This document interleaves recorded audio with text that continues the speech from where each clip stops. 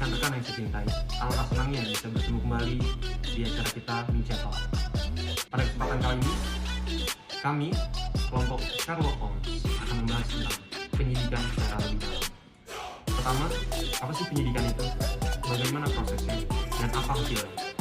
Tentu saja, penyidikan di sini pasti terkait dengan tindak keimigrasian. Sebelum kita masuk ke pembahasan lebih dalam, tentu saja kita harus bisa membedakan penyidikan dan penyelidikan. Penyidikan dan penyelidikan merupakan dua hal yang berbeda. Lalu untuk penyidikan sendiri sudah diatur dalam pasal 1 angka 2 KUHP. Baik, tanpa perlu berlama-lama lagi, saya dan rekan-rekan saya langsung akan menjelaskan secara lebih dalam. Terima kasih. Sidik yang artinya periksa, kata sidik tersebut akan menjadi kata benda apabila ditambahkan dengan awalan pe dan akhiran an, menjadi penyidikan, yang artinya serangkaian tindakan penyidik yang diatur oleh undang-undang untuk mencari dan mengumpulkan bukti pelaku tindak pidana, proses, cara pembuatan penyidik. Selain itu, kata penyidikan dalam bahasa Inggris diistilahkan dengan investigation, yang memiliki arti pemeriksaan resmi terhadap fakta tentang suatu kondisi atau suatu kejahatan.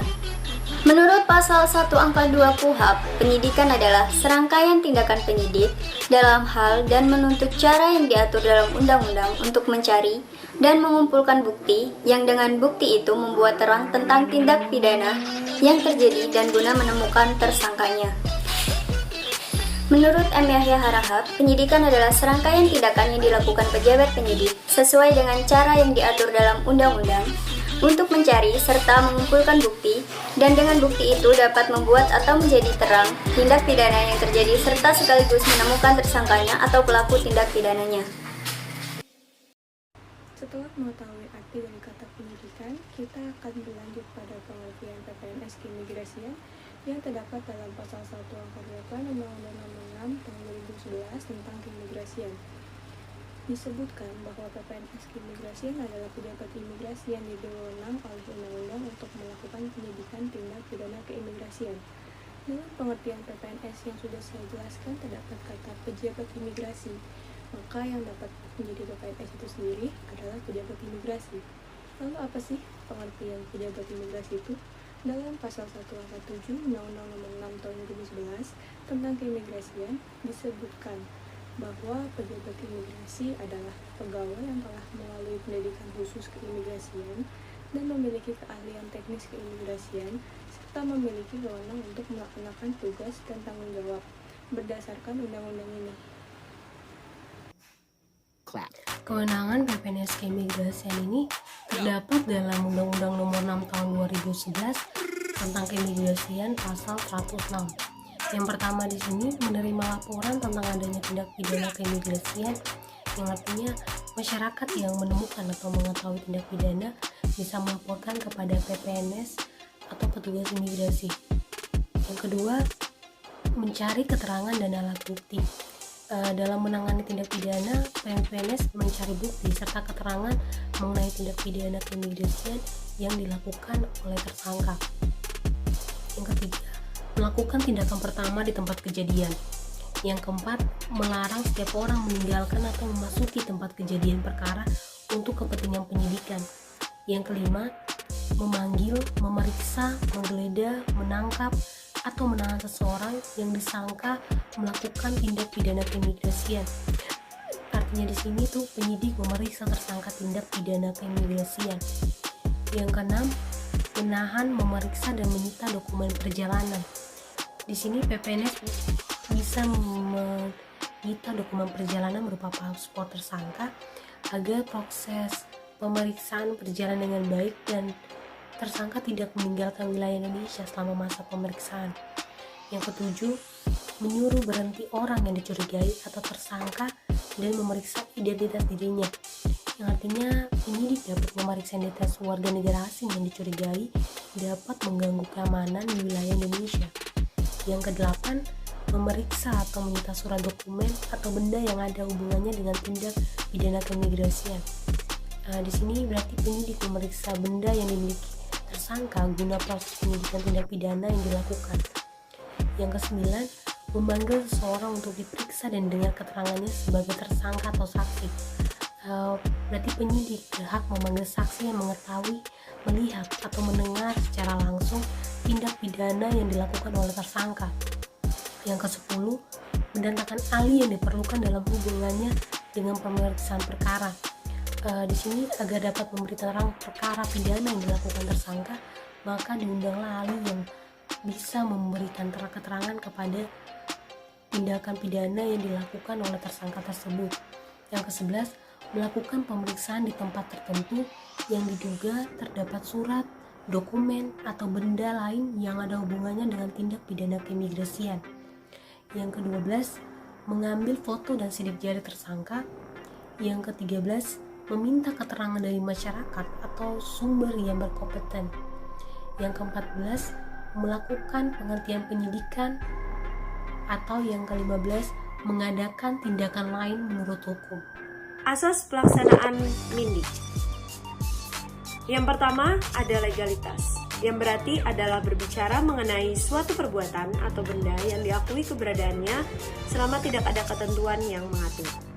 Yang kedua ada kewajiban penyidik. Berdasarkan pasal 7 ayat 1 KUHP, penyidik memiliki kewajiban dan kewenangan sebagai berikut: menerima laporan atau pengaduan dari seorang tentang adanya tindak pidana, melakukan tindakan pertama pada saat di tempat kejadian, menyuruh berhenti seorang tersangka dan memeriksa tanda pengenal diri tersangka, melakukan penangkapan, penahanan, penggeledahan, dan penyitaan, melakukan pemeriksaan dan penyitaan surat, mengambil sidik jari dan memotret seorang, memanggil orang untuk didengar dan diperiksa sebagai tersangka atau saksi, mendatangkan orang ahli yang diperlukan dalam hubungannya dengan pemeriksaan perkara, mengadakan penghentian penyidikan, mengadakan tindakan lain menurut hukum yang bertanggung jawab. Yang ketiga, ada kebersamaan. Yang keempat, akuntabilitas. Akuntabilitas ada ukuran yang menunjukkan apakah aktivitas birokrasi publik atau pelayanan yang dilakukan oleh pemerintah sudah sesuai dengan norma dan nilai-nilai yang dianut oleh rakyat, dan apakah pelayanan publik tersebut mampu mengakomodasi kebutuhan rakyat yang sesungguhnya.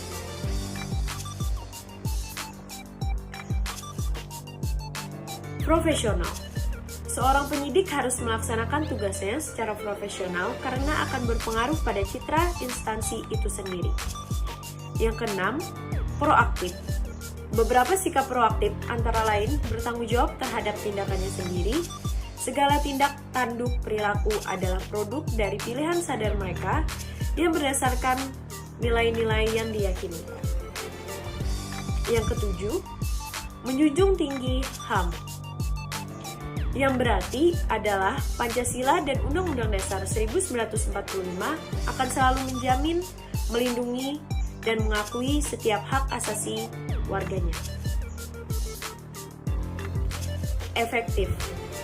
Efektif merupakan pencapaian sebuah tujuan secara maksimal dari apa yang telah diharapkan sebelum tanpa memikirkan biaya dan energi. Dan untuk efisien, merupakan suatu proses pekerjaan yang hemat tenaga, waktu, dan biaya untuk mendapatkan hasil yang maksimal. Yang kesembilan, transparansi. Seperti yang digunakan dalam istilah politik, berarti keterbukaan dan pertanggungjawaban. 10. Keselamatan dan keamanan.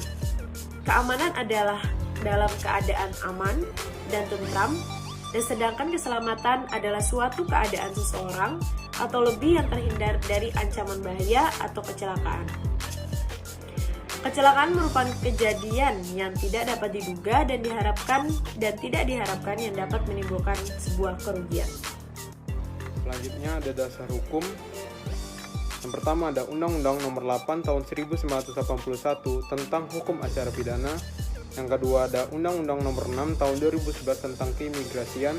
Yang ketiga, Peraturan Kepala Kepolisian Negara Republik Indonesia Nomor 6 Tahun 2010 tentang Manajemen Penyidikan oleh Penyidik Pegawai Negeri Sipil.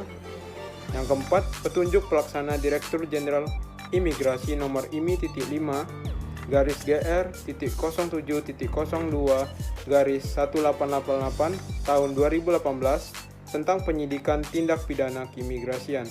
Yang terakhir ada Peraturan Menteri Hukum dan Hak Asasi Manusia Republik Indonesia Nomor 5 Tahun 2016 tentang tata cara pengangkatan, pelantikan, dan pengambilan sumpah akan janji, mutasi, memberhentikan, dan pengangkatan kembali pejabat penyidik, pegawai negeri sipil, serta penerbitan kartu tanda pengenal. Kita masuk ke perencanaan penyidikan keimigrasian yang mempunyai dua bagian. Yang pertama adalah penentuan sasaran penyidikan yang terdapat 5 hal, yaitu orang yang diduga melakukan tindak pidana, kemudian dugaan perbuatan pidananya, kemudian unsur pasal yang diterapkan, yakni penetapan pasal sesuai dengan tindak kejahatan orang tersebut. Lalu ada alat bukti, yakni keterangan saksi, keterangan ahli, surat, tunjuk, dan keterangan terdakwa. Lalu yang terakhir adalah barang bukti, yakni barang-barang yang dipergunakan untuk melakukan tindak pidana oleh orang tersebut. Kedua, penentuan sumber daya yang dilibatkan, yang terdapat 4 bagian, yaitu yang pertama adalah tim pelaksana penyidikan. Ya, namanya tim berarti berisikan 2 orang atau lebih, tergantung situasi pada saat melakukan penyidikan. Kemudian ada sarana dan prasarana, adalah kesediaan barang-barang dari instansi atau kantor yang digunakan dalam penyidikan, contohnya kendaraan dinas. Kemudian adalah anggaran.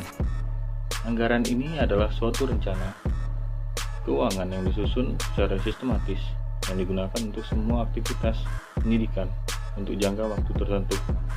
Lalu yang terakhir adalah kelengkapan piranti lunak, yakni yang digunakan dalam membuat proses penyidikan seperti skena komputer, kamera, dan lain-lain. Mulai dalam pembuatan laporan kejadian, kemudian masuk dalam pembuatan sprindik, kemudian pembuatan SPDP, kemudian masuk dalam pembuatan surat pemanggilan dan berita acara pemanggilan, kemudian masuk dalam pembuatan surat penangkapan dan berita acara penangkapan, kemudian masuk dalam pembuatan surat penahanan dan berita acara penahanan, kemudian masuk dalam pembuatan surat penggeledahan dan berita acara penggeledahan, kemudian masuk dalam pembuatan surat penyitaan dan berita acara penyitaan, kemudian masuk dalam pemeriksaan tersangka, saksi, dan ahli, kemudian menggelar gelar perkara, kemudian mencari alat dan barang bukti, kemudian penyerahan berkas perkara kepada penuntut umum. Berikut adalah contoh laporan kejadian dan berita acara pemeriksaan. Yang pertama, laporan kejadian atau biasa kita sebut LK merupakan salah satu administrasi penyidikan yang terkait dengan penunjukan lokasi kejadian atau biasa kita sebut TKP. Dalam administrasi penyidikan, laporan kejadian merupakan administrasi yang termasuk dalam unsur berkas perkara yang memuat unsur-unsur pelapor, peristiwa yang dilaporkan, uraian tingkat kejadian, dan tindakan yang diambil. Selanjutnya yaitu berita acara pemeriksaan atau biasa kita sebut BAP, merupakan keterangan yang diberikan oleh terdakwa di luar persidangan. Keterangan tersebut tidak dapat dijadikan alat bukti yang sah, sebab keterangan yang dapat dijadikan alat bukti yang sah adalah keterangan terdakwa di dalam persidangan, sesuai dengan pasal 184 ayat 1 KUHP. Namun berdasarkan pasal 189 ayat 2 KUHP, keterangan terdakwa di luar persidangan dapat ditunjukkan untuk membantu menemukan alat bukti. Selanjutnya, surat perintah tugas. Surat perintah tugas sekurang-kurangnya harus memuat dasar penugasan, identitas petugas, jenis penugasan, lama penugasan, dan pejabat pemberi perintah. Kemudian, selain surat perintah tugas, di dalam suatu penyidikan juga harus ada surat perintah penyidikan. Surat perintah penyidikan ini harus memuat beberapa hal, diantaranya yaitu dasar penyidikan. Kemudian juga harus memuat identitas PPNS keimigrasian. Kemudian ada jenis perkara yang akan disidik. Dan yang terakhir yaitu identitas penyidik selaku pejabat pemberi perintah. Kemudian juga ada surat pemberitahuan dimulainya penyidikan atau SPDP. Di dalam SPDP sekurang-kurangnya harus memuat yaitu dasar penyidikan berupa laporan kejadian dan surat perintah penyidikan. Di dalam SPDP juga harus menerangkan waktu dimulainya penyidikan, serta jenis perkara, pasal yang dipersangkakan, dan uraian singkat tindak pidana yang akan dilakukan penyidikan. Kemudian di dalam SPDP juga harus memuat identitas tersangka dan identitas pejabat yang menandatangani surat pemberitahuan dimulainya penyidikan. Selanjutnya surat perintah penangkapan. Surat perintah penangkapan ini ditandatangani oleh PPNS yang diberikan tugas dan juga Kakanim yang merupakan seorang PPNS. Namun jika Kakanim tersebut bukan seorang PPNS, maka yang mendapat menandatangani surat tersebut adalah PPNS yang diketahui oleh Kakanim. Penangkapan dilakukan selama 1x24 jam sejak dikeluarkannya surat perintah penangkapan. Setelah dilakukannya penangkapan, PPNS harus membuat berita acara penangkapan yang akan ditandatangani oleh tersangka dan juga PPNS yang melakukan penangkapan. Selanjutnya ada surat perintah penahanan. Untuk melakukan proses penahanan perlu dilengkapi dengan surat perintah penahanan yang di dalamnya memuat seperti nama dan identitas PPNS yang diberikan tugas, nama dan identitas orang yang akan ditahan, alasan penahanan yang dilengkapi dengan pasal yang dilanggar, dan juga masa waktu penahanan.